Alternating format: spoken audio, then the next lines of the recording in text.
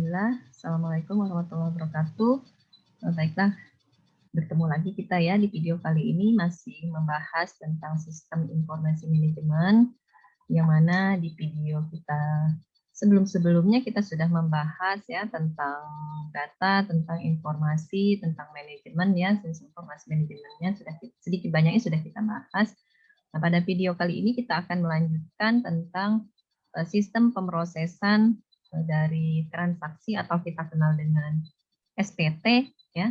Nah, di sini sistem pemrosesan transaksi atau SPT ini bisa disebut atau bisa kita kenal juga dengan suatu bentuk sistem yang sangat-sangat sederhana ya, karena memang fungsinya itu hanya mencatat kemudian proses datanya sehingga nanti menghasilkan sebuah informasi yang baku gitu ya, kurang lebihnya seperti itu. Jadi tujuannya pun dia hanya untuk mencatat transaksi data, mempercepat pemrosesan daripada data itu sendiri sampai penyajian dari segi informasi, dan juga bisa meningkatkan dari kinerja dan juga pelayanan ya. Jadi hasilnya itu adalah untuk menghasilkan memang suatu keputusannya itu berdasarkan transaksi datanya itu sendiri gitu ya, kurang lebihnya seperti itu.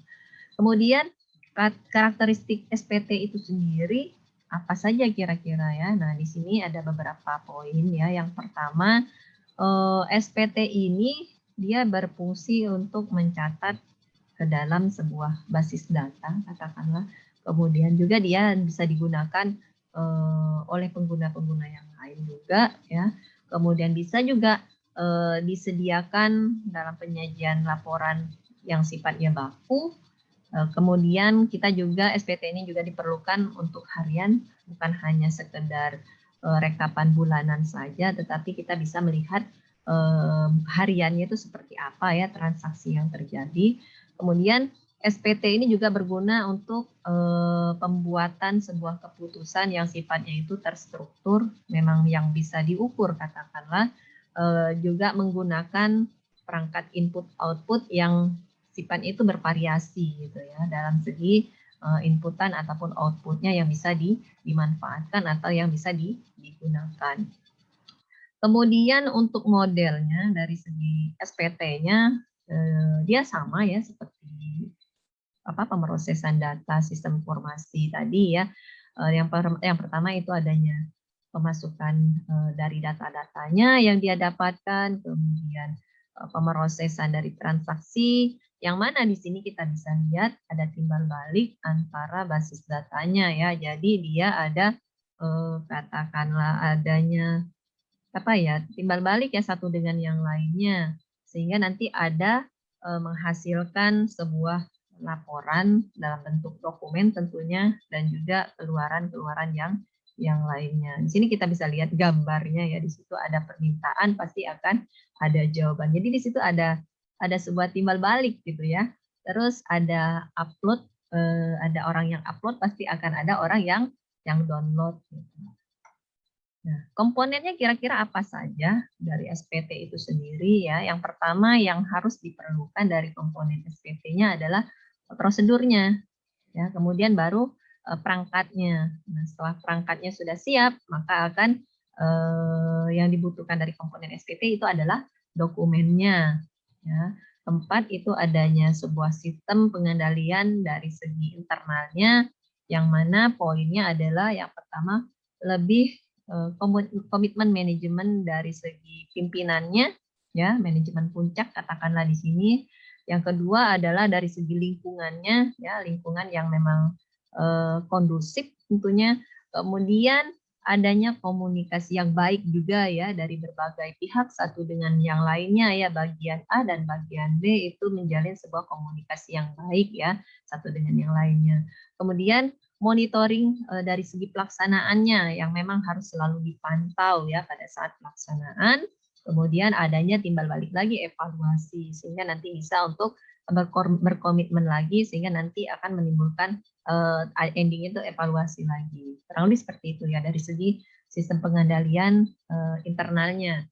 Terus yang kelima adanya basis data. Nah, ini poinnya sebenarnya basis datanya, karena memang basis datanya itu adalah sebagai media katakan penyimpanannya ya dari segi komponen SPT yang memang yang dibutuhkan yaitu adalah basis datanya.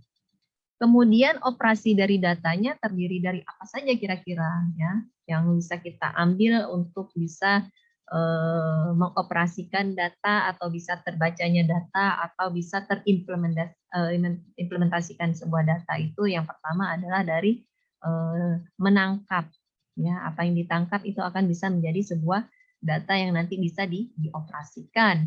Kemudian kalau sudah adanya pemeriksaan ya yang tadi jangan sampai kita menimbulkan sesuatu yang tidak pasti ataupun tidak benar gitu ya atau hoax. Kemudian penggolongan ya dengan adanya pengoperasian data pasti akan ada yang namanya penggolongan-penggolongan yang memang nanti akan disaringkan lagi adanya klasifikasinya ya. Kemudian adanya penyusunan dan juga penyortirannya ya seperti apa dari segi data itu bukan seolah-olah kita apa ya menelan mentah-mentah apa yang didapatkan itu langsung dimasukkan di input atau dan lain sebagainya, tetapi tetap akan ada yang namanya harus kita atur dulu ya, kita susun sebagaimana mestinya, kemudian ya yang tidak penting ya kita nggak mesti harus kita masukkan datanya ya, yang tidak perlu kita ambil sesuatu yang tidak nyata atau tidak pasti juga, kurang lebih seperti itu. Kemudian adanya peringkasan ya diringkas ya terus adanya perhitungan adanya penyimpanan ya atau storing-nya terus adanya pengambilan kembali ya kalau misalkan ada penyimpanan nanti akan ada pengambilan kembali kemudian adanya reproduksinya sampai adanya sebuah pengkomunikasian yang memang nanti dibutuhkan pada saat pengoperasian sebuah data ya. Kemudian metodenya ya, metode pengolahan data. Metodenya kira-kira metode yang seperti apa yang harus bisa diolah menjadi sebuah data gitu ya. Di sini dalam menurut Reich mengatakan bahwa metode pengolahan yang penting itu yang harus kita ketahui yaitu yang pertama yang bisa diolah yang mana sifatnya itu masih manual ya. Kemudian elektromedical.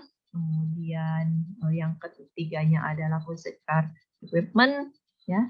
Terus keempat adalah elektronik dari segi komputernya, ya, komputernya. Terus persyaratan pengolahan datanya apa saja yang memang harus kita perlukan? Yang pertama itu adalah memang unsur-unsur data yang memang bisa dijadikan sebagai acuannya nantinya, volume unsur-unsur data yang memang bisa dimuatkan, yang memang dibutuhkan seperti itu. Terus kompleksitas operasi-operasi dari segi pengolahan data yang memang diperlukan juga ya, adanya pembatasan waktu dari segi pengolahannya, kemudian tuntutan melakukan dari segi perhitungannya itu jangan sampai ya katakanlah salah gitu ya, memang harus benar-benar real ya, itu tujuan kita. Kemudian apa sih hubungannya SPT ini dengan SIM? Kita sudah panjang lebar tadi menjelaskan tentang SPT-nya, tujuannya, komponennya, bla bla segala macamnya gitu ya. Nah, hubungannya apa dengan SIM? Nah, di sini kita bisa lihat ya. Kalau SPT itu dia misalkan kita lihat contoh di sini ada gambar hijau, ada warna ungu, ada biru, ada pink gitu ya. Nah, contohnya di data kinerja kepegawaian ya. Dari sistemnya adalah apa di sini? Yang akan ada timbal baliknya itu adalah sistem penerimaan datanya yang kita dapatkan ya dari SPT-nya. Kemudian dia akan beralih lagi ke informasi kepegawaian. Kalau sudah ada data pegawai, maka akan ada sistem penerimaan data. Kalau sudah ada sistem penerimaan data dari sini pegawai, maka akan ada hasilnya nanti adalah tentang informasi si kepegawaiannya ya. Kalau sudah ada informasi dari kepegawaian, maka itu akan kita lihat dari sistem informasinya adalah pengolahan dari segi informasinya yang kita dapatkan dari informasi kepegawaiannya ya.